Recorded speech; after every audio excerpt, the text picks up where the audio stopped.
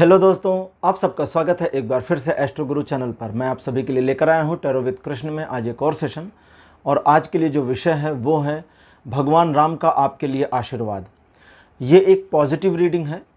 इसमें मान के चल रहे हैं कि भगवान राम का आशीर्वाद हम सभी पर, आप पर बना हुआ है। तो उनका जो आशीर्वाद है वो क्या प्रारूप लेता है या आपके लिए क्या गाइडेंस उनकी तरफ से है, इसी विषय पर आज टैरो रीडिंग करूँगा।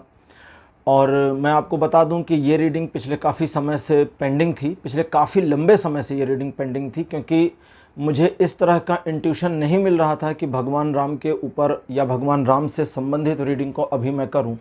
तो एक तरह से मैंने मान लिया था कि जब तक उनकी ओर से गो थ्रू नहीं आता है तब तक ये नहीं करूँगा।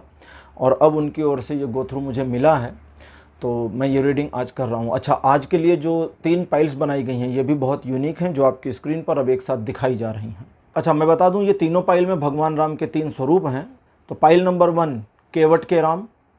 केवट और भगवान राम का संबंध एक विख्यात संबंध है, उसके बारे में कथाएं हैं। तो केवट के राम पाइल नंबर 1, शबरी के राम पाइल नंबर 2 और हनुमान के राम पाइल नंबर 3। भगवान राम के तीनों स्वरूप जो हैं अलग अलग प्रकट हुए थे, 3 अलग अलग व्यवहार उनके थे। केवट के साथ एक उनका अलग ही आत्मीयता थी, शबरी के साथ एक अलग आत्मीयता में थे और हनुमान जी के साथ उनकी आत्मीयता बिल्कुल अलग ही थी। तो भगवान राम के ये तीनों स्वरूप, जिसमें केवट के राम, शबरी के राम और हनुमान के राम, इस रूप में, इस स्वरूप में आज पाइल्स के रूप में बनाया गया है, जो आपके सामने स्क्रीन पर एक साथ दिख रही हैं। इन तीनों में से जो आपको ज़्यादा अच्छा लगे या एक फील सा देता हो या एक कनेक्टिविटी आपको महसूस होती हो, उसे अपनी पाइल मान लीजिए और उसी के अकॉर्डिंग आज की रीडिंग को देखिए। ये आपके साथ रेजोनेट करेगी। हर बार की तरह इस बार भी टाइम स्टैम्प्स को डिस्क्रिप्शन और कमेंट सेक्शन दोनों जगह पोस्ट कर दिया गया है ताकि आपको सुविधा हो जाए। अपनी पाइल की रीडिंग पर पहुँचने के लिए आप टाइम स्टैम्प पर क्लिक करिए, वीडियो आपके लिए फास्ट फॉरवर्ड हो जाएगा और आप डायरेक्टली अपनी पाइल की रीडिंग पर पहुँच जाएंगे।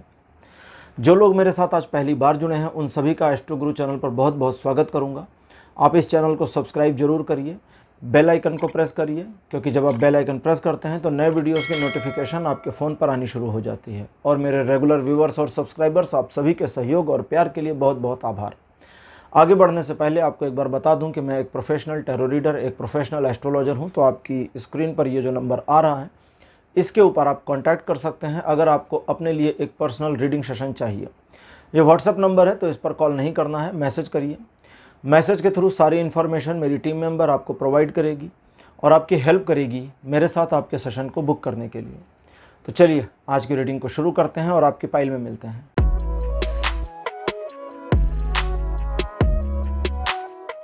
हेलो पाइल नंबर 1, आप सबका स्वागत है आपकी रीडिंग में। आपने केवट के राम, भगवान राम का वो विग्रह, जब वे केवट के साथ थे, नदी पार जाने के लिए केवट ने उनके चरण धुले थे, तो वो वाले स्वरूप को आपने चुना था, बगल में मेरे लगा दिया गया। चलिए आज आपके लिए रीडिंग शुरू करते हैं।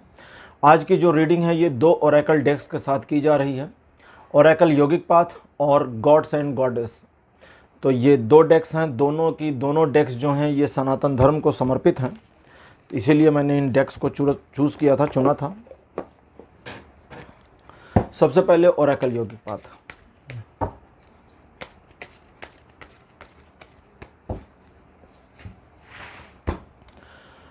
कार्ड नंबर 1 आपके लिए हनुमान, भगवान राम के दूत आ चुके। सेकंड पोजीशन पर आपके लिए स्वाध्याय। Card number 3 स्वाधिष्ठान। फोर्थ पोजीशन पर आपके लिए ओजस। और आपके लिए जो लास्ट कार्ड अपीयर हुआ है, दिस वन इज माता सरस्वती। तो आपके लिए 5 कार्ड्स अपीयर हो चुके हैं। अब चलिए शुरू करते हैं रीडिंग और देखते हैं भगवान राम का आशीर्वाद आपके लिए क्या है, या भगवान राम एक तरह से क्या आपको कहना चाहते हैं। हाँ ठीक है, लाइट बस, थैंक्स। तो पाइल नंबर 1, जैसा कि आप जानते हैं कुछ चीज़ें आपके जीवन से जुड़ी हुई भी आएंगी जिसे आपको समझना है। सबसे पहली चीज़ तो ये है कि आप अपने ऊपर जिस तरह से विश्वास करके कभी कभी काम करते हैं वो अपने आप में बहुत ही काबिल तारीफ़ है, ठीक है, बहुत ही बढ़िया है। लेकिन इस पूरे मामले में आपको अपने ग्रेस को कंटिन्यूएशन में रखने की ज़रूरत है। वो चीज़ जब आप चीज़ों को ऑपरेट करना शुरू करते हैं तो बेहतर तो चलती हैं, लेकिन इसे एक कंटिन्यूएशन में रखने की ज़रूरत है और एक लयबद्धता को इस तरह बनाना है, जो लयबद्धता बनानी भी है या बनती है आपकी।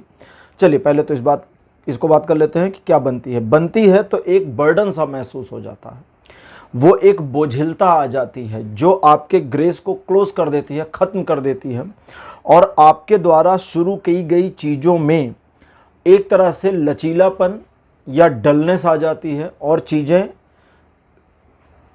जिसको कहते हैं ना कि काम के कंप्लीट होने से पहले ही ख़त्म होनी शुरू हो जाएं या बंद होनी शुरू हो जाएं, वो वाली सिचुएशन आती है। मतलब शुरुआत तो कर देते हैं लेकिन परिणति तक नहीं ले जा पाते, कंप्लीशन तक नहीं ले जा पाते, बीच में चीज़ों को छोड़ते भी नहीं है, वो छूटती चली जाती हैं। और एक तरह से जैसे वो रेत, कहते हैं ना, कहावत है कि रेत हाथ की मुट्ठी में बंद करें तो वो सरकता चला जाएगा, बचता ही नहीं है। उस वाली सिचुएशन का सामना लगातार आप कई बार कर चुके हैं और इस पूरे मामले में आपको एक लयबद्धता की ज़रूरत है, एक ऐसे कंटिन्यूएशन की ज़रूरत है जहां आप अपने ग्रेस को बरकरार रखें। और इसके लिए आपको सबसे पहली चीज़ ये करनी है कि किसी को कुछ शो आउट नहीं करना है, प्रूव नहीं करना किसी को। यहां आप अपने आप में समझें। हनुमान जी का कार्ड अपीयर, हनुमान जी आपसे क्या कहते हैं उसको समझ लें। भगवान राम की कथा में हनुमान जी ने स्वयं को उनका सेवक कहा है, ये हम सभी जानते हैं। भगवान राम के सेवक के रूप में हनुमान जी को पूजित किया जाता है, उनकी पूजा अर्चना होती है, कहानियाँ हैं, कथाएं हैं। वाल्मीकि ने, महर्षि वाल्मीकि ने, श्री तुलसीदास जी ने, सभी ने लिखा। लेकिन भगवान राम ने कहीं भी उनको सेवक नहीं कहा।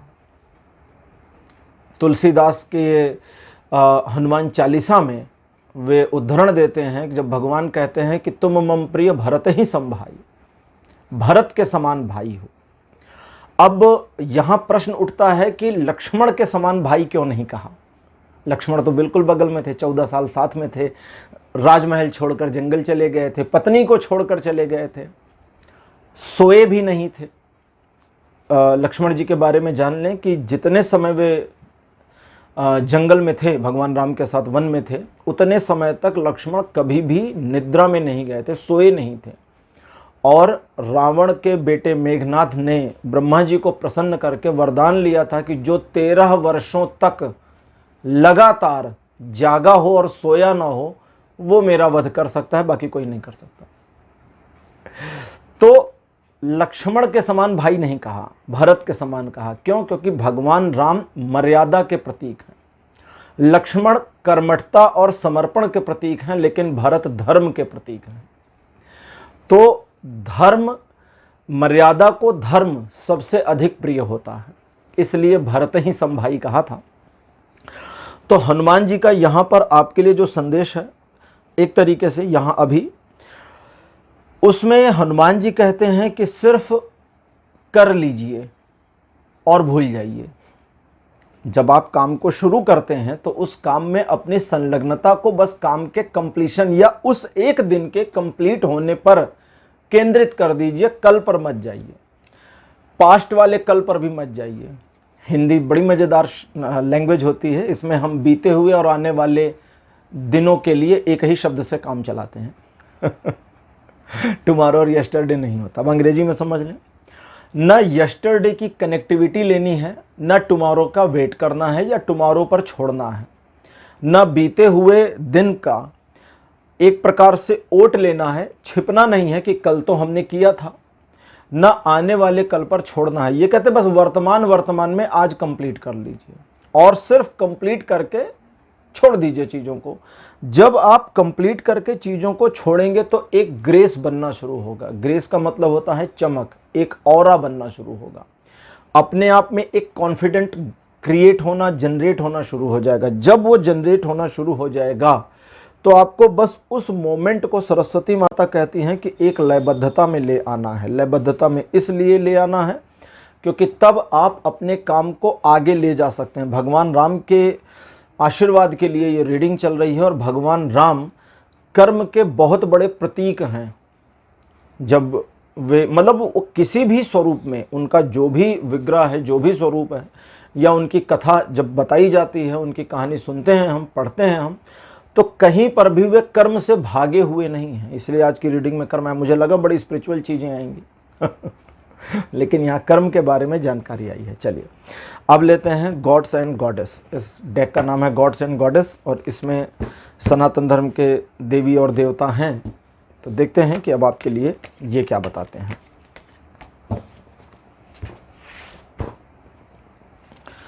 कार्ड नंबर 1 आपके लिए श्री राधा। सेकंड पोजीशन पर आपके लिए मेरे पास कार्ड है सुभद्रा। थर्ड नंबर पर आपके लिए कार्ड आया है, ये है ब्रह्मा, परमपिता ब्रह्मा। बृहस्पति कार्ड नंबर 4 और आपके लिए अंतिम कार्ड मेरे पास है भगवान बुद्ध, लॉर्ड बुद्ध। तो 5 कार्ड यहां से भी आ चुके हैं।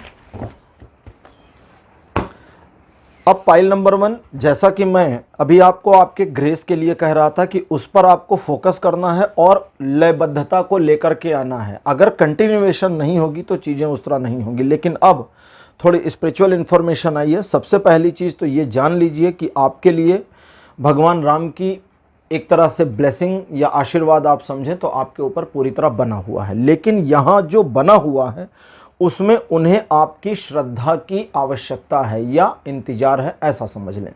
जो श्रद्धा चाहिए वो निर्बाध चाहिए।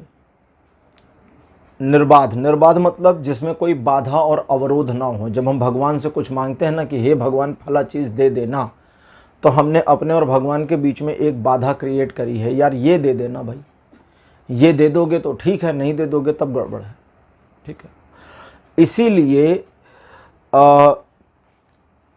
भगवान की पूजा अर्चना जप तप बिना किसी प्रयोजन के बहुत बेहतर माना गया है कि बिना किसी प्रयोजन के किया जाए। ठीक है, राधा और भगवान कृष्ण का प्रेम निस्वार्थ प्रेम था, कोई प्रयोजन नहीं था। कृष्ण भी जानते थे कि उनसे विवाह नहीं होना है। राधा के बारे में कई तरह की कहानियां प्रचलित हैं, जिसमें से एक है कि राधा विवाहित भी थी, कुछ में है। अब उसका अभी मैं उस पर कुछ भी नहीं कह रहा और मैं अपनी ओपिनियन अभी नहीं दे रहा हूँ। ठीक है, कभी इस पर जब डिटेल में चर्चा करूँगा तो सारी बातें बता दूंगा। अब यहाँ पर एक एक करके चलते हैं। सबसे पहले माता राधा, चीज़ों को कंटिन्यूएशन में ले जाना है ताकि आपका काम लगातार शुरू हो जाए, बिना किसी बाधा के निर्बाध रूप से चलने लगे। लेकिन अपने ग्रेस को आपको घटाना नहीं है। इस बात को, यहाँ ग्रेस वाला मामला जो आ रहा है उसको थोड़ा सा और एक्सप्लेन करूँगा। वो ये चीज़ है कि आप शुरुआत जिस तरह करते हैं एंड उस तरह नहीं होता, और इस पूरे मामले में एक डीमोटिवेशन आपको घेरना शुरू करता है, जहां आप अपने द्वारा किए गए कार्यों के प्रति भी उतने ज़्यादा समर्पित नहीं हो पाते हैं, श्रद्धावान नहीं हो पाते हैं। मीन्स अपने काम को ही अंडर एस्टिमेट कर देते हैं, और बिकॉज अपने ही काम को अंडर एस्टिमेट कर देते हैं तो चीज़ें उस तरह से नहीं मुड़ पाती, उस तरह से नहीं चल पाती। तो यहाँ राधा जी कहती हैं कि जब तुम्हें अपना ग्रेस मिल जाए या जब तुम्हें अपना एक पथ मिल जाए तो उस पथ पर अपने आप को लगातार बनाए रखो, क्योंकि वही तुम्हें आगे भविष्य में ले जाएगा और तुम्हारे जीवन की रूपरेखा को तय करेगा। लेकिन जब सुभद्रा का है, और सुभद्रा कहती हैं कि आपको करना वो चाहिए जो आपको लगे कि भगवान आपसे करा रहे हैं। हमें इंट्यूशन फील हो जाता है, हमें अंदर से मालूम हो जाता है, तो ऐसे आपको भी मालूम हो जाएगा। हमें मतलब हम इंसानों को। सुभद्रा कहती हैं कि यहाँ आपको फील आ जाएगा, एक जुड़ाव और कनेक्टिविटी का महसूस होना हो जाएगा।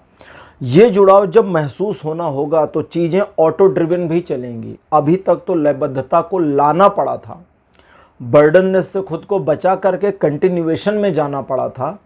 लेकिन अब सुभद्रा कहती हैं कि ये चीज़ उस कंटिन्यूएशन के बाद ऑटोमेट मोड में जानी शुरू होगी, और जब इस चीज़ में ऑटोमेट मोड शुरू होगा तब आप अपने कार्य में आगे बढ़ सकते हैं और आपके काम की कंप्लीशन हो जाएगी, और आपका जो भी जिस भी लक्ष्य को आप हासिल करना चाहते हैं उसमें एक तरह से आप सही पथ पर होंगे कि अब आगे बढ़ते चले जाइए।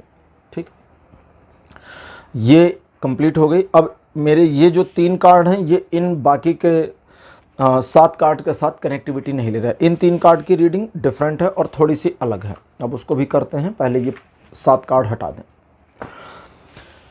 अब श्री राम, भगवान राम का एक वदर हस्त यानी कि ब्लेसिंग लगातार, उनका आशीर्वाद लगातार आपके साथ बना हुआ है, लेकिन आपको अब यहाँ थोड़ी स्पिरिचुअल बातें शुरू हो गई हैं, इसीलिए इन तीनों की कनेक्टिविटी उनसे नहीं मिल रही थी क्योंकि वो मेटेरियलिस्टिक चल रहे थे।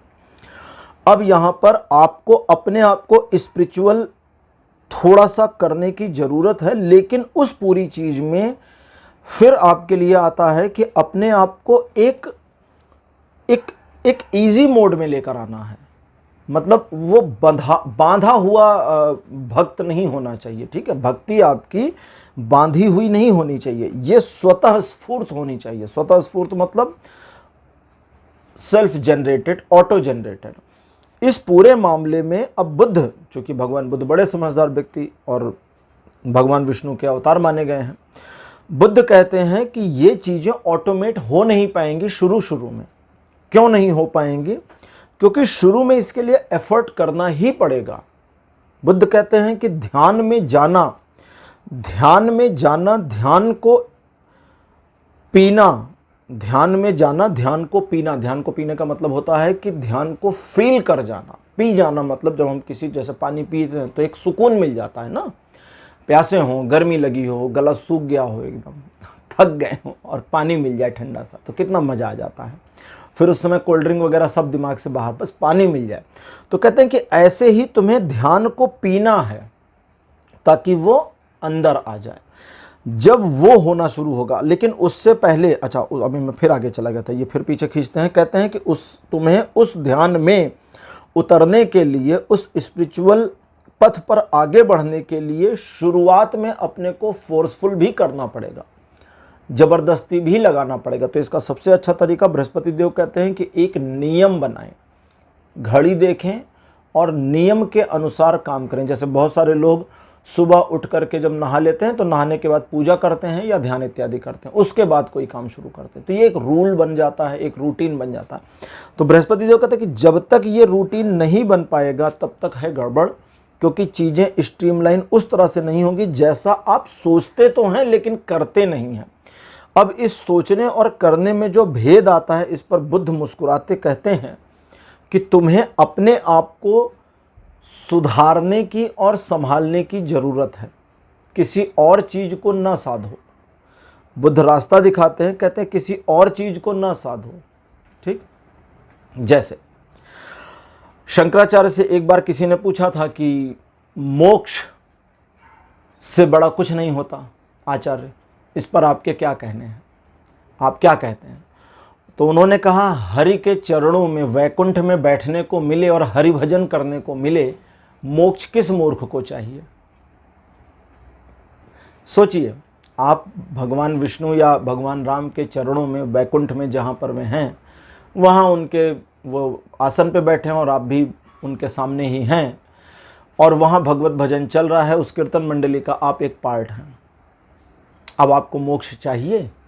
सोचिएगा कभी इस पर। तो यहां मोक्ष को भी गौड़ बता दिया था। गौड़ मतलब छोटा बता दिया था, क्योंकि अगर बूंद सागर में मिली तो सागर हो गई, फिर तो बूंद का अस्तित्व खत्म। तो बूंद अपने आप को फील नहीं कर सकती अब, क्योंकि वो समुद्र बन चुकी। लेकिन एक ऐसा मोमेंट जहां आप स्वयं को फील करें, जैसे गुरुदेव रविन्द्रनाथ टैगोर के बारे में कहा गया है कि जब उनकी मृत्यु हो रही थी तो एक पंडित जी को बुलाया गया कि पंडित जी गीता का पाठ करेंगे। तो उन्होंने पूछा, गीता पाठ क्यों करेंगे? तो बोले कि गुरुदेव गीता पाठ करेंगे तो आपको मोक्ष प्राप्त हो जाएगा। तो उन्होंने कहा, पंडित जी देखिए, गीता पाठ करना है तो करिए, ये है बहुत सुंदर, लेकिन मोक्ष के लिए नहीं चाहिए। फिर उन्होंने दोनों हाथ जोड़े और कहा, हे ईश्वर, तेरा दिया जीवन बड़ा प्यारा था, मुझे जरा फिर से भेजना, फिर से आना। मतलब समझिए इस चीज को कि अगर आपने जीवन को उस ढंग से जिया जहां आप अपने आप को, देखिए जीवन में कष्ट तो हमेशा रहता है, लेकिन जहां आप अपने आप को इस जीवन के साथ लयबद्ध कर सके, क्योंकि ये दुनिया उन्होंने ही बनाई है, तो वे चाहते हैं कि आप आए, तो लयबद्ध कर सकें, तो आपके जीवन में एक नई समझे नया फूल खिल जाएगा। तो यहाँ बृहस्पति कहते हैं कि आपको अपने आप को एक रूटीन में बांधना होगा और बुद्ध भी वही बात दूसरे ढंग से कहते हैं कि आपको अपने ऊपर थोड़ी कठोरता करनी होगी शुरुआत में, लेकिन बिना किसी रीज़न के शुरू हो जाइए। जब आप बिना किसी रीज़न के शुरू होते हैं तो अब ब्रह्मदेव का कार्ड कहता है कि ऐसे समय में जब आप किसी कारण के बिना उनकी शरण में स्वयं को डाल देते हैं और उपासना करते हैं उनकी, तो आपका और उनका एक ऐसा संबंध बनना शुरू होता है जो पारलौकिकता की ओर आगे बढ़ता है। तो इस चीज़ को जरूर करिए, ठीक है। कभी कभी या एक रूटीन बनाइए कि ध्यान इत्यादि करें। जैसे भगवान राम का आपको 5 मिनट का ध्यान करना है या 2 मिनट का ध्यान करना है, 2 मिनट भी काफ़ी हैं, कम नहीं है। तो उस ध्यान की प्रक्रिया में आपको अपने आप को छोड़ देना होगा बिना किसी प्रयोजन के। अब आपने मान लीजिए 5 मिनट के लिए शुरू किया और वो जैसे ही आपने छोड़ा समय बढ़ गया, 10 मिनट या 15 मिनट गया, तो रिग्रेशन मत लीजिए कि ओह ऑफिस को लेट हो गया। हो जाने दीजिए ना, राम से बड़ा कौन है? कोई भी नहीं। तो यहां उनके साथ जब आपकी लयबद्धता बनेगी तो उसमें आपके अंदर एक सृजनात्मकता का जन्म होगा जो आपको एक नेक्स्ट लेवल ऑफ स्पिरिचुअलिटी पर ले जाएगी। यहां आपके लिए ईश्वर या भगवान राम के प्रति अपनी श्रद्धा और उनका आपके प्रति विश्वास, फिर से सुने इस लाइन को, आपकी उनके प्रति श्रद्धा और उनका आपके प्रति विश्वास ही आपके जीवन में एक नए पुष्प को खिला सकता है और आप अपने जीवन के एक ऐसे सिचुएशन पर पहुंच सकते हैं जहां कंप्लीटनेस का एहसास होगा। तो उम्मीद है कि अब आप इन चीज़ों को समझ चुके होंगे। भगवान राम का आशीर्वाद आपके ऊपर बना हुआ है, मेटेरियलिस्टिक भी गाइडेंस आपके लिए आ चुकी थी, स्पिरिचुअल भी आपके लिए आ गई है। तो एक तरह से दोनों हाथों में लड्डू आपके आ गए। पाइल नंबर 1 आपके लिए रीडिंग यहीं पर क्लोज होती है। आज की रीडिंग आपको कैसी लगी? अपने एक्सपीरियंस, अपने अनुभव कमेंट सेक्शन में ज़रूर लिखिए। इस वीडियो को लाइक करिए, शेयर करिए और चैनल को सब्सक्राइब करना मत भूलिएगा। अगले वीडियो में फिर मिलूंगा। Bye bye.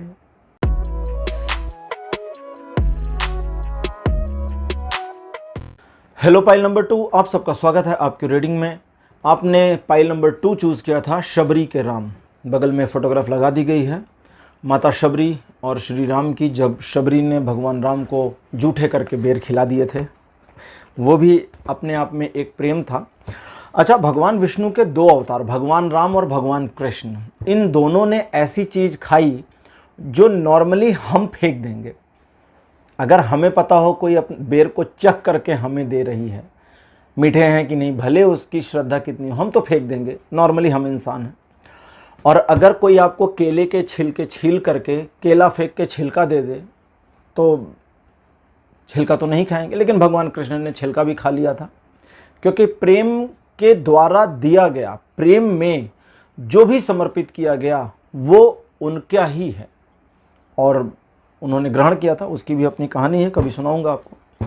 चलिए अब आपके लिए रीडिंग शुरू करते हैं और देखते हैं आज आपके लिए भगवान श्री राम का आशीर्वाद किस स्वरूप में आता है, क्या इन्फॉर्मेशन आती है। आज 2 डेक्स हैं, ओरेकल योगिक पाथ और गॉड्स एंड गॉडेस।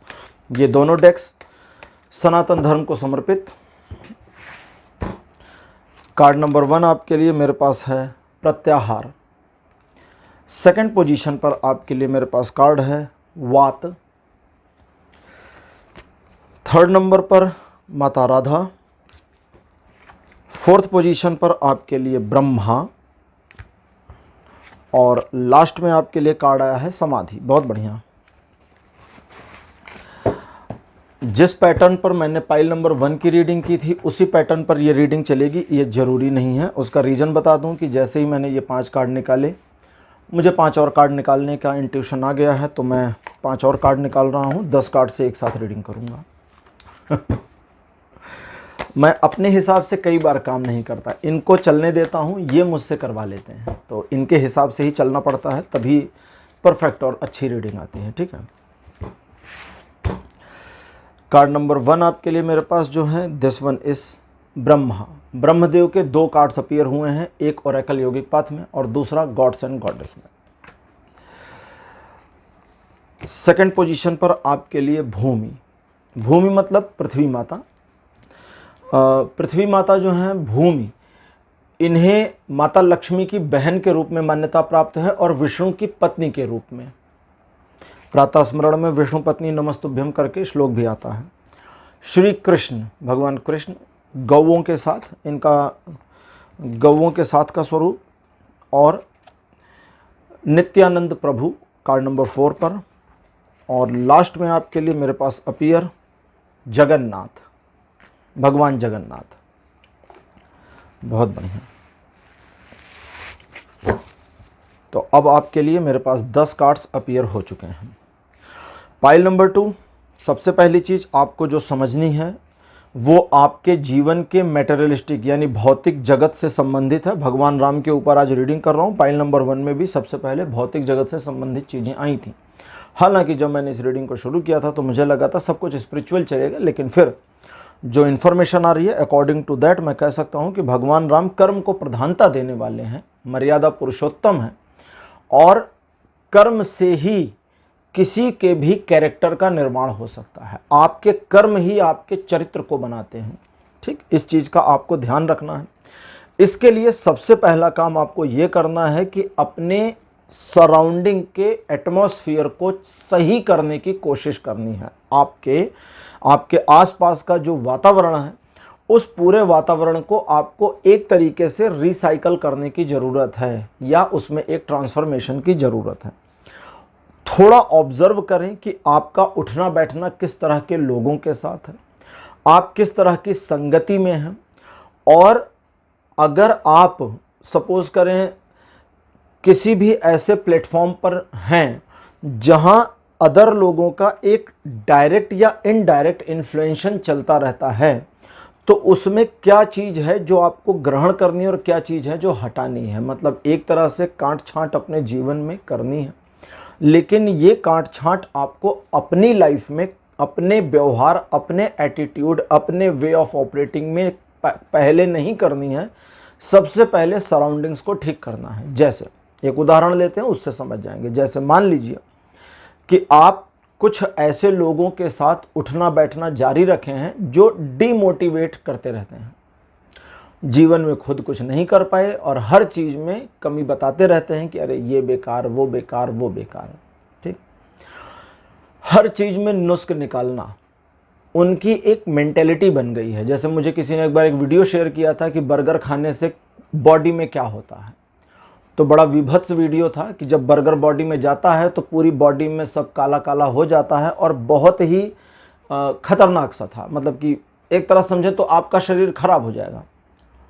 तो मैंने कहा भैया इसका मतलब कि मैदा जो है या रोटी मैदे की अगर कभी बने या कचौरियाँ बने तो वो हमारे लिए ख़राब, अनियन हमारे लिए ख़राब, पनीर हमारे लिए ख़राब, टमाटर भी ख़राब, कभी कभी पत्ता गोभी बर्गर में लगाते हैं तो वो भी ख़राब।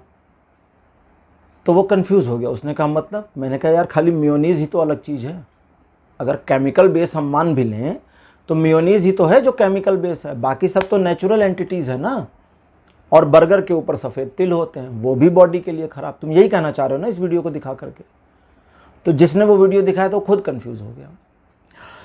कहने का मतलब है जिसने भी बनाया था उसका पर्पज़ था एक नेगेटिविटी फैलाना। पता नहीं वो किसने बनाया था, आई डोंट नो, और ना मैं उस चीज़ पे जाना चाहता हूँ। कहने का मतलब है कि आपको अपने सराउंडिंग जो नकारात्मकता फैलाने वाले लोग हैं उनके साथ डिसकंटिन्यूएशन करना है, नकारात्मकता फैलाने वाली चीज़ों से डिसकंटिन्यू करना है।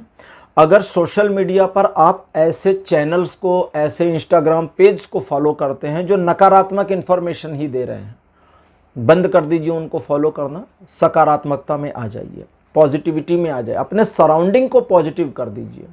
ठीक, जब आप अपने सराउंडिंग्स को पॉजिटिव कर देंगे तो आपके अंदर कुछ ठहरा हुआ फील होगा। ऐसा लगेगा, हो सकता है ऐसा लगे, और ज़्यादातर मामलों में ऐसा लगेगा कि आपके जीवन में एक स्टकनेस मतलब रुकावट आ गई है। वो रुकावट नहीं है, वो एक ऐसा मोमेंट है जो आपके जीवन को निखारने से पहले की सिचुएशन है, और तब आप अपने अंदर एक ऐसा चमत्कृत परिवर्तन महसूस करेंगे जब आप उन निगेटिविटीज़ से हटते हैं या उन निगेटिविटीज़ को काट देंगे या ऐसे लोगों से संपर्क बंद करना शुरू करेंगे। ठीक है, तो गैप पैदा होना शुरू होगा, खाली जगह बननी शुरू हो जाएगी आपके जीवन के आसपास सराउंडिंग में।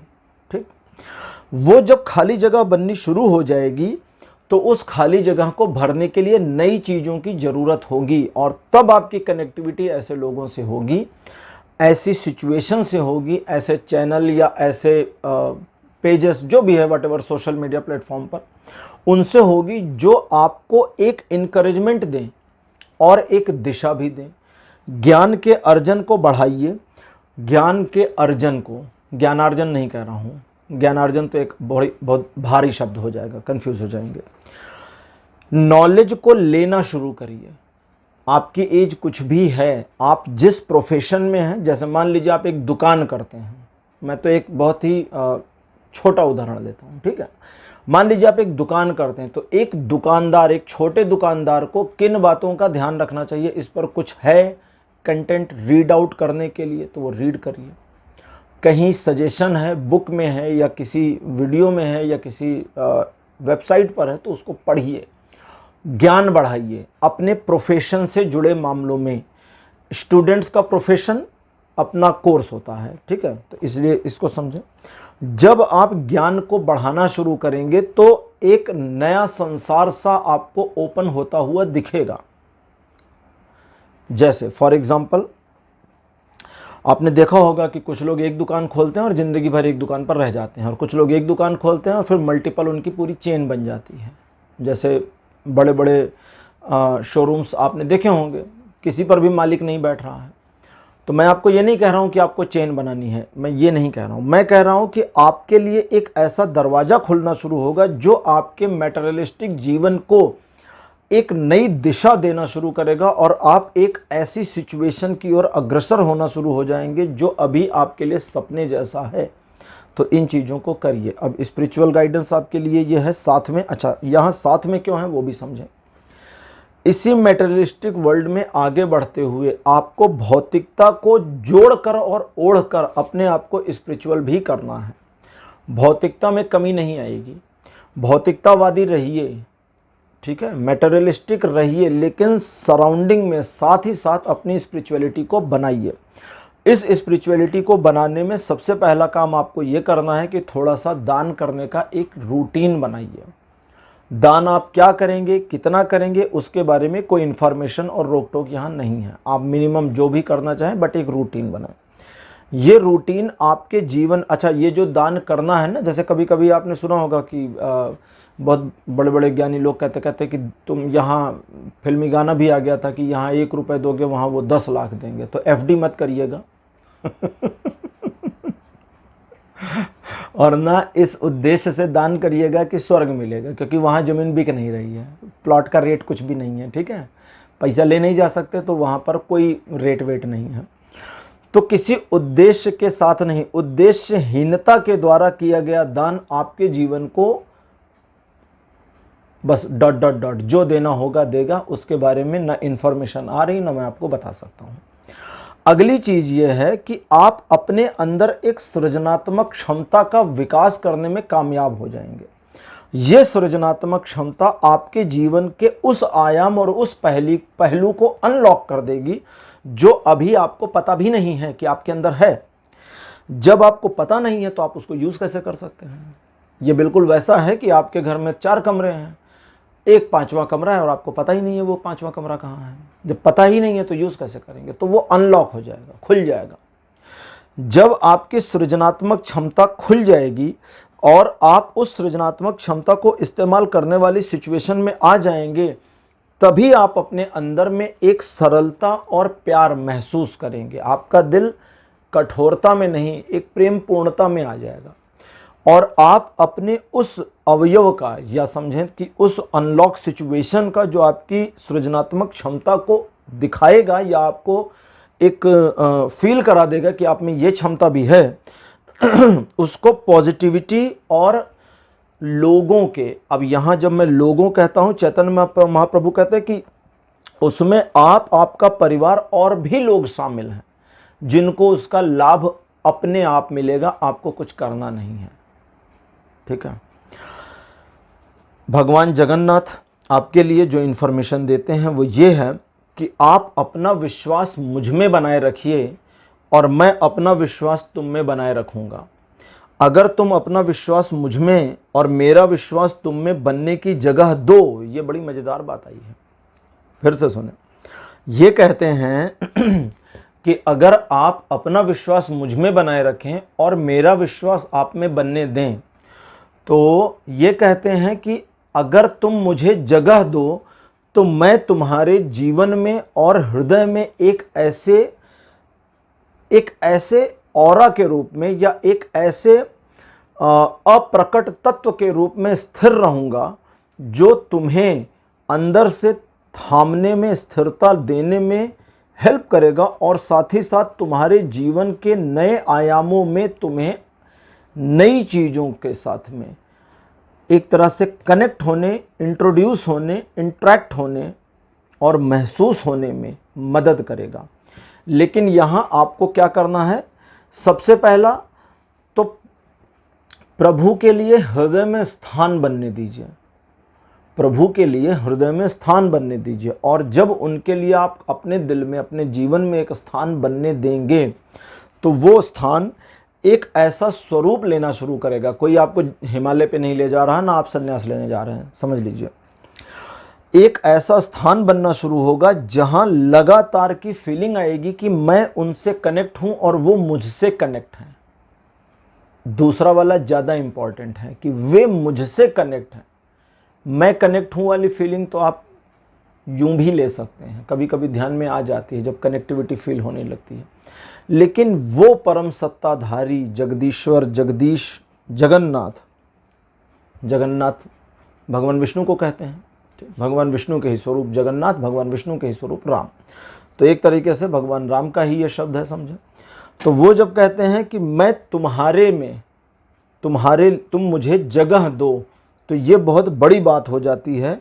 लेकिन इसका ये अर्थ नहीं है, यहाँ निगेटिविटी से बचा रहे हैं आपको, कि आपने उनको स्थान न देने का निर्णय किया, ऐसा कुछ भी नहीं है। तो चीज़ें पॉजिटिव हैं और आप अपने अंदर, या एक तरह से समझें तो जब आप भगवान के साथ और कनेक्ट हों और भगवान आपके साथ कनेक्ट होने शुरू होंगे, तो अपने अंदर एक ऐसी, जिसको कभी कभी कहते हैं ना स्पिरिचुअलिटी में, कि अंदर एक फूल खिल जाएगा जिस फूल की सुवास उठेगी और आप समझा नहीं पाएंगे कि क्या है। ये फ्यूचर है, फार फ्यूचर है, लेकिन आपको इस तरह से अपने आप को बनने की या बनाने की कोशिश करनी है। जब इस तरह की कोशिश करेंगे, वो फ्लावर खिलेगा, वो सुवास जब उठेगी तो उसकी महक, या एक तरह से समझें कि वो ऑरा सराउंडिंग्स में भी फैलेगा। आपका तो भला होगा, आप तो जीवन में ग्रो करेंगे। आपके जो निकटतमवर्ती लोग हैं, जिनके प्रति आपका एक स्नेह बना है, उनके जीवन में बहुत कुछ परिवर्तित होना शुरू हो जाएगा। एक तरह से इसको हम स्पिरिचुअल लैंग्वेज में कहते हैं कि आपके प्रेजेंस सिचुएशन को पॉजिटिव करने में हेल्प करेगी। और जब आपकी प्रेजेंस सिचुएशन को पॉजिटिव करने में हेल्प करती है, तभी माना जा सकता है कि उस परम सत्ता का कनेक्शन आपके साथ बन गया है। तो पाइल नंबर 2 ये थी आपके लिए आज की रीडिंग। आज की रीडिंग को क्लोज करते करते आपको एक छोटा सा इंसिडेंट बता देता हूँ कि भारत के भगवान रजनीश जब अमेरिका में प्रवास के लिए गए थे, तो ओरेगन स्टेट एक वहाँ पर है, जहाँ उनके शिष्यों ने 64,000 एकड़ ज़मीन खरीद ली थी, जो बंजर थी, जिस पर सालों से, मतलब अप्रॉक्सीमेटली कई दशकों से घास भी नहीं उग रही थी। लेकिन न्यूयॉर्क टाइम्स ने ये लिखा था कि रजनीश के आने के बाद यहाँ फूल खिल रहे हैं, सब्जियाँ उग रही हैं, और अगर हवा बदल गई है और ये आदमी खुद को भगवान कहता है, तो ज़रूर कुछ बात है। हवाएं ऐसे नहीं बदलती, चीज़ें ऐसे नहीं चेंज होती। तो वो जो पॉजिटिव ऑरा है, वो बहुत कुछ परिवर्तित करने की, मैं यहाँ इस चीज़ को जस्टिफाई नहीं कर रहा कि ओशो भगवान, रजनीश भगवान थे या नहीं थे, मैं उस चीज़ में नहीं जा रहा। मैं कह रहा हूँ कि सिचुएशन को बदलने के लिए एक पॉजिटिव ऑरा की ज़रूरत पड़ती है। और पाइल नंबर 2 आपके लिए यही चीज़ आई है कि आप अपने ऑरा को पॉजिटिव कैसे करेंगे। मेटेरियलिस्टिक और स्पिरिचुअल दोनों रीडिंग्स यहाँ पर अपीयर आपके लिए हुई हैं। आज भगवान राम की ब्लेसिंग आपके साथ अपीयर है, बनी है, और बहुत अच्छी गाइडेंस आपके लिए आई थी। तो पाइल नंबर 2 ये आपके लिए रीडिंग यहीं पर क्लोज होती है। आज की रीडिंग आपको कैसी लगी, अपने एक्सपीरियंस, अपने अनुभव कमेंट सेक्शन में ज़रूर लिखिएगा। इस वीडियो को लाइक करिए, शेयर करिए और चैनल को सब्सक्राइब करना मत भूलिएगा। अगले वीडियो में आपसे फिर मिलूँगा। Bye bye.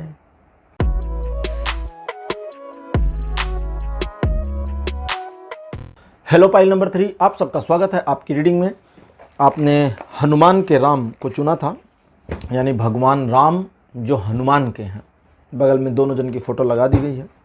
चलिए शुरू करते हैं रीडिंग और देखते हैं भगवान राम का आशीर्वाद आप पर है और इस आशीर्वाद के साथ टैरो आपके लिए क्या गाइडेंस देते हैं। भगवान राम का एक तरह से समझें तो संदेश, मैसेज, आशीर्वाद आपके लिए क्या है वो जानते हैं। पहला कार्ड आपके लिए मणिपुर, सेकंड पोजीशन पर आपके लिए तामस, थर्ड नंबर पर आपके लिए अहिंसा, फोर्थ पोजीशन पर आपके लिए धर्मा और लास्ट में आपके लिए आया है वाता। वात का मतलब होता है वायु। हमारे शरीर में जो वायु होती है, हवा होती है, उसे वात कहते हैं। ठीक है।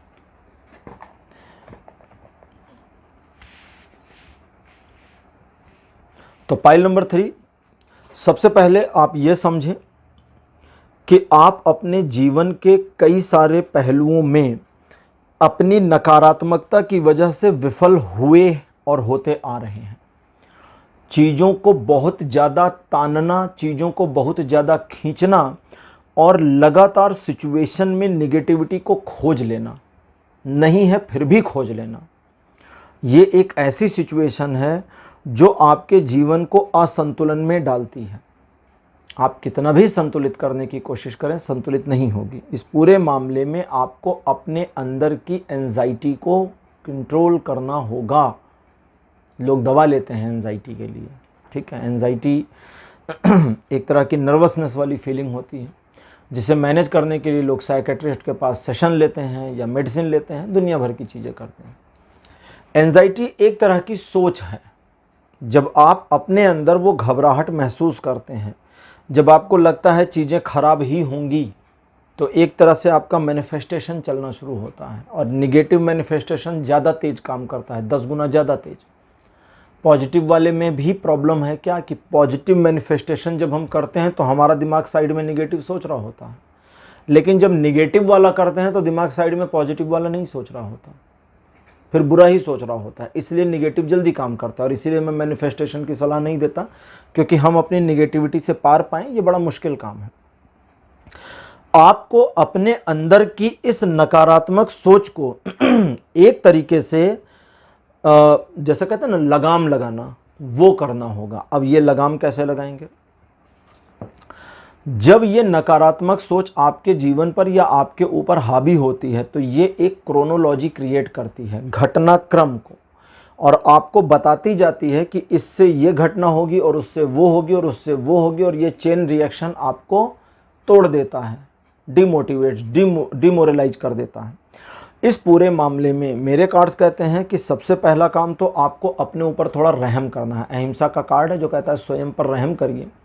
अहिंसा और हिंसा, किसी को मेंटल टॉर्चर करना ज़्यादा बड़ी हिंसा होती है बजाय उसको थप्पड़ मार देने से, ठीक है।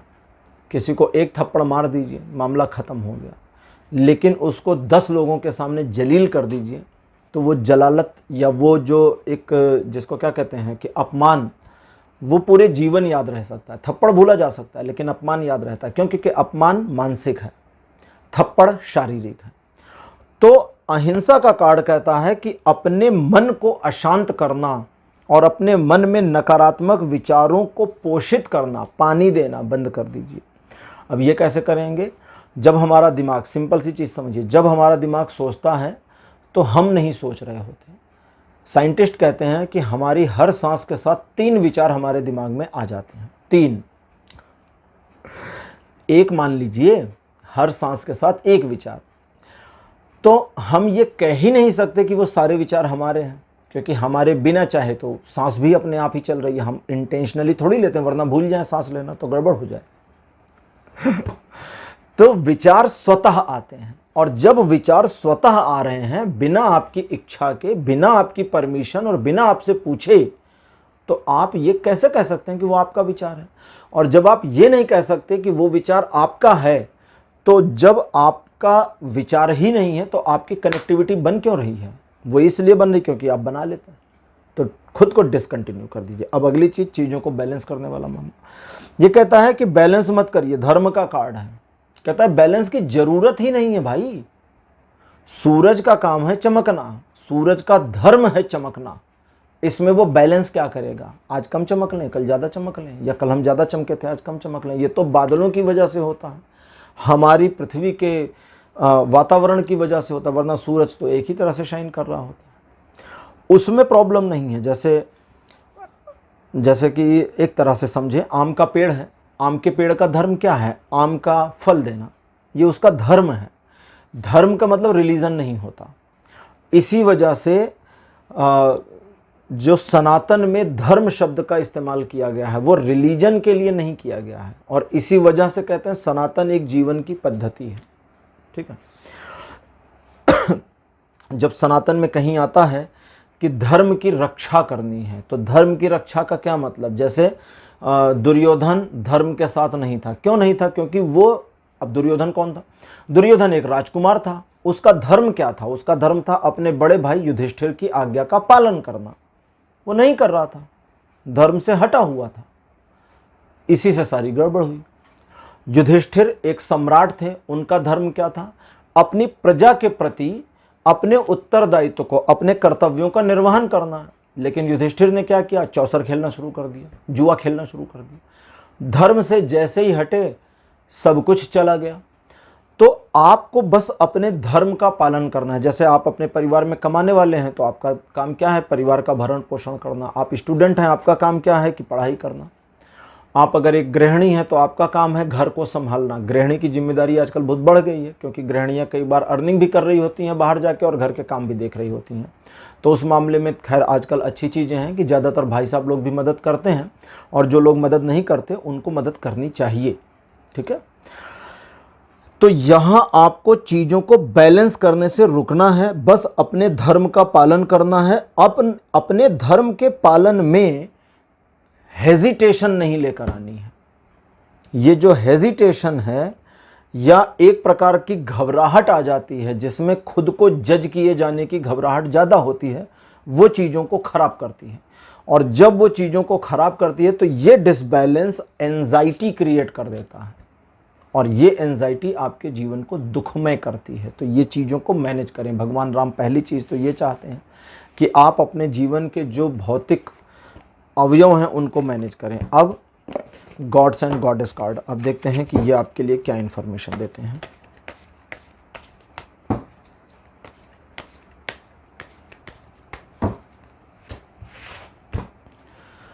सबसे पहला कार्ड आपके लिए मेरे पास अपियर हुआ है महादेव शिव, भगवान शिव का महादेव स्वरूप। सेकंड पोजीशन पर आपके लिए जो कार्ड आया है यह है यम। यमराज को कहते हैं, मृत्यु के देवता हैं। थर्ड नंबर पर आपके लिए भगवान शिव का नटराज स्वरूप, बहुत बढ़िया। फोर्थ पोजीशन पर आपके लिए श्री कृष्ण गायों के साथ में, यानी कि गौपालक स्वरूप। और लास्ट में आपके लिए हैं वृंदा देवी। वृंदा देवी के बारे में बता दूं कि माता तुलसी का, जो हम तुलसी जानते हैं ना, तुलसी का पौधा, वृंदा ही तुलसी के रूप में एक तरह से कहें तो पुनर्अवतरित हुई, या कहें पुनर्जन्म उनका तुलसी के रूप में हुआ, जहां वे तुलसी का पौधा बन गई। और चूंकि भगवान विष्णु से संबंधित मामला है तो भगवान विष्णु का आशीर्वाद उनके साथ है। और जब कभी तुलसी का मामला होता है तो आपने देखा होगा कि घरों में जो लोग नहीं जानते, वो जो जानते हैं उनको पता है, जो नहीं जानते उन्होंने कई बार देखा होगा कि घरों में तुलसी जब रखी जाती है तो एक काले रंग का पत्थर उसी तुलसी के पौधे के पास रखा होता है, सटा हुआ सा। उसे शालिग्राम कहते हैं। शालग्राम इसलिए कहते हैं कि वृंदा ने भगवान विष्णु को श्राप दे करके पत्थर बना दिया था, और माता लक्ष्मी के कहने पर उनको न्यूट्रल किया कि ठीक है आप जा सकते हैं लक्ष्मी जी के साथ में। लेकिन भगवान विष्णु ने अपना एक विग्रह पत्थर के स्वरूप में उनके पास छोड़ दिया कि मेरा नित्य संयोग तुम्हारे साथ रहेगा जब उनका तुलसी के रूप में पुनर्जन्म हुआ। एक तरह से वो बड़ी कहानी है, कभी उस कहानी को सुनाऊंगा। तो यहाँ पर अब आपको 2-3 चीज़ें समझनी है। सबसे पहला, आपके जीवन में, अच्छा अब यहाँ पर थोड़ी स्पिरिचुअल चीज़ें भी चलनी शुरू होंगी। सबसे पहला, आपके जीवन में वे चीज़ें जो छूट रही हैं, वे रिलेशन जो कट रहे हैं, वो सिचुएशन जो आपको छोड़ देना चाहती हैं, या वो डोर रिलेशन की, संबंधों की, अपने जैसे कभी कभी ऑफिस की होती है, जॉब की है, जो सिर्फ आपने पकड़ के रखी है। जैसे कभी कभी कुछ लोगों के साथ एक अजब सिचुएशन आ जाती है जहां उनकी जॉब में चीज़ें इस तरह चल रही होती हैं कि लाचारगी की सिचुएशन पर आ जाते हैं। उनको पता होता है कि भाई मुझे निकाला नहीं जाएगा, लेकिन कंपनी में मेरी वैल्यू ख़त्म है। तो ये कहते हैं यम कि उस सिचुएशन में डोर को छोड़ देना है, लेकिन अब नौकरी तुरंत छोड़ करके घर मत बैठ जाना, यानी कि शुरू कर दो देखना। लेकिन महादेव शिव कहते हैं कि आपको ज़रूरत है अपने आप को थोड़ा उठा देने की। अब उठाएंगे कैसे? उठाने के 2 तरीके हैं। पहला, एक स्पिरिचुअल, जिसमें आपको ध्यान आदि करना चाहिए। आपके लिए जो मेडिटेशन है वो है कि शांति से बैठ जाएं, जब मौका मिले अंदर चले जाएं। बताता हूँ ये क्या है। और ज्ञानार्जन अपना बढ़ाएं। ज्ञान यानी कि जैसे अगर आप, अभी मैंने जॉब वाला उदाहरण लिया था, तो अगर आपको जॉब चेंज करनी है, आपकी एज कुछ भी हो, आप समझें कि आपकी स्किल सेट क्या है और थोड़ा ज्ञान बढ़ाने की कोशिश करें, तो चीज़ें आपके लिए बेहतर होंगी। वे रिलेशन जो आपके साथ काम नहीं कर रहे हैं, वे रिलेशन जो बोझ बन गए हैं, वे संबंध जिनको आप ढोते चले आ रहे हैं, चाहे दोस्ती का हो, चाहे परिवार का हो, ठीक है, या कुछ रिश्तेदारों का हो, जिन्हें आप ढो रहे हैं, उनको छोड़ दीजिए अपनी ओर से। मैं ये नहीं, यहाँ पर ये नहीं आ रहा कि छोड़ के हट जाइए, भाग जाइए, नहीं।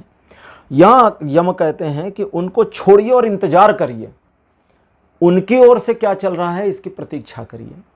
जब आप उनकी ओर से प्रतीक्षा करेंगे तो सच सामने आ जाएगा, और एक बार सच सामने आए तो ताना नहीं मारना है, शिकायत नहीं करनी है, बस आप जानते हैं कि अब अपनी राह पर आगे बढ़ जाना है। वो चीज़ें फिर पीछे छूट गई क्योंकि वो छूटी हुई थी, आपने पकड़ रखी थी बस। लेकिन अब आगे अच्छा, चूंकि आज भगवान राम के ऊपर रीडिंग चल रही है, तो यहाँ पर जो इन्फॉर्मेशन आ रही है, अकॉर्डिंग टू दैट, भगवान राम चाहते हैं कि आप अपने आप को बोझिलता से बचाएं और अपने आप को एक थोड़ा सा, बहुत ढेर सारा नहीं करना, जॉलीनेस में लेकर आएं। जॉलीनेस क्या होता है? एक रोमांचित व्यक्ति की तरह बिहेव करें, उत्सुकता लेकर के आएं, लेकिन इस उत्सुकता में अपने होश को बनाए रखना है, जोश में होश नहीं खोना है।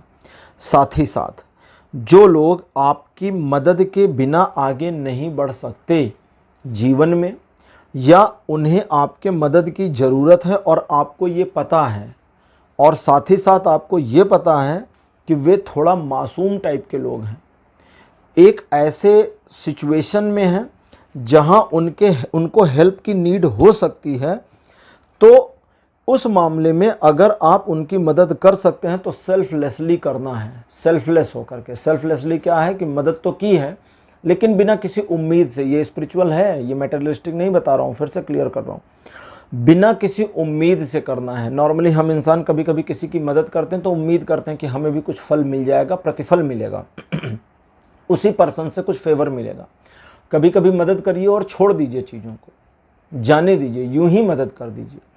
तो उस वाले मामले में अगर आप ऐसा करते हैं तो अब यहाँ वृंदा देवी कहती हैं कि अगर आप ऐसा करते हैं और अपने आप को बहुत गंभीर होने से बचा ले जाते हैं, थोड़ा सा जॉलीनेस में आ जाते हैं, तो आपके जीवन में एक ऐसा परिवर्तन शुरू होगा जो आपकी सेल्फ रिस्पेक्ट को इन्हेंस करेगा, फर्स्ट फ्रेज पर।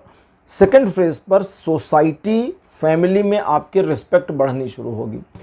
अब वृंदा कहती हैं कि जब ये रिस्पेक्ट बढ़नी शुरू हो, जब ये सम्मान बढ़ना शुरू हो, तो आपको अपने आप के प्रति किसी भी तरह की, ना जैसे कहते हैं कि एक हीन भावना में नहीं आना है। इसको क्लियर कर दूं, कभी कभी जब हमारी तारीफ़ें शुरू होती हैं तो हम नर्वस आ जाते हैं हिंदी में बताया, ये नर्वस होना, इसको इंग्लिश में समझे। हिंदी में लिखते हैं ना, नर्वस आ जाते हैं, तो हम नर्वस हो जाते हैं और कई बार हमें अपने ऊपर डाउट होता है कि भाई हम तो इतने कैपेबल नहीं हैं। तो वृंदा कहती हैं कि इस डाउट को पीछे कर देना और मानो और जानो कि तुम उनकी शरण और छत्र छाया में हो और वे ही ड्राइव कर रहे हैं। मतलब कि अगर आपकी तारीफ होती, जैसे आपने किसी की मदद कर दी और आपकी तारीफ होती है, तो भाई मदद आपने नहीं करी, उन्होंने आपका हाथ पकड़कर करा लिया। इस मेंटेलिटी में आ जाइए। जब इस मेंटेलिटी में आएंगे तो वो जो सम्मान है या जो भी चीज़ें चलेंगी वो आपको हेजिटेशन में नहीं डालेंगी, पहला। और दूसरा चीज़ है कि अपनी सेल्फ रिस्पेक्ट के साथ साथ सोसाइटी में जो आपके रिस्पेक्ट बढ़ेगी वो आपके ग्रेसफुल ऑरा को और इन्हेंस करेगी। लेकिन जब ये ग्रेसफुल ऑरा इन्हेंस होना शुरू होगा सेकंड फेज में, तब आपको इसे हैंडल करने में आसानी होगी, परेशानी नहीं होगी। क्यों? क्योंकि जब आपने इस सेंस ऑफ ह्यूमर को ले लिया कि चीज़ों को आपने नहीं किया, उन्होंने आपका हाथ पकड़कर करवाया, तो एक तरह से ये आपको अपने लिए धर्म जैसा लगेगा, धर्म। और इसके प्रति आपको अपने अंदर एक क्रेडिट लेने वाली मेंटेलिटी से बचाव आ जाएगा कि अब आप अपने आप में क्रेडिट नहीं लेंगे। आपको लगेगा कि सब ईश्वर मेरे द्वारा करा रहे हैं और सब अपने आप हो रहा है। ये जो मदद करी, इस मदद की अरेंजमेंट भी भगवान ने कर दी। सारा सेटअप वही बना रहे हैं और सचमुच वे सारा सेटअप बना रहे हैं। अब क्लोज करते करते आखिरी एक चीज़ है जो नटराज शिव के साथ में यहाँ अपीयर, वो ये है कि वो रिलेशन, वो सिचुएशन जो क्लोजर में है, या जैसे कभी बताया था कि डोर को छोड़ा और चीज़ें क्लोज हो गई, उनके क्लोज होने के बाद आपको आगे बढ़ जाना है। फिर उस चीज़ को वापस रिकनेक्शन में लाने की कोशिश आपको नहीं करनी, क्योंकि आपका जीवन चीज़ों में आगे बढ़ने का है, पीछे हटने का नहीं। यहाँ भगवान शिव चाहते हैं मैं आपको एक उदाहरण दे दूँ, और उदाहरण ये है कि जब उन्होंने गणेश जी का सिर काट दिया था, माता पार्वती के पास वे नहीं जाने दिया था, तो उन्होंने अपने भाले को फेंका और उनका गणेश जी का सिर कट गया। तो अगर सिर कटा तो कहीं तो जाकर गिरा होगा, तो भगवान थे उसी सिर को वापस लगाकर गणेश जी को पुनर्जीवन दे सकते थे, लेकिन उन्होंने हाथी का सिर लगाया। आगे बढ़ना, पीछे ना हटना। हाथी का ही सिर क्यों लगाया, कभी इस चीज़ को एक्सप्लेन कर दूंगा कि किसी और का सिर क्यों नहीं, हाथी का ही क्यों है गणेश जी का, सूंड मुड़ी हुई ही क्यों है, एक दंत ही क्यों है, बहुत सारी चीज़ें हैं। तो यही चीज़ समझें कि बस आगे बढ़ना है, पीछे मुड़ करके चीज़ों को बहुत ज़्यादा नहीं देखना, और जो बिगड़ गई हैं उसे सुधारना नहीं है, अब आगे की सुधारना है। ठीक है, तो आपके ऊपर उनकी कृपा बनी है, आशीर्वाद उनका जो भी था, जो उनकी गाइडेंस थी, वो सब आपको मैंने बता दी है। पाइल नंबर 3 रीडिंग आपके लिए क्लोज हो गई है। आज की रीडिंग आपको कैसी लगी, अपने एक्सपीरियंस, अपने अनुभव कमेंट सेक्शन में ज़रूर बताइएगा। इस वीडियो को लाइक करिए, शेयर करिए और चैनल को सब्सक्राइब करना मत भूलिएगा। अगले वीडियो में आपसे फिर मिलूँगा। Bye bye.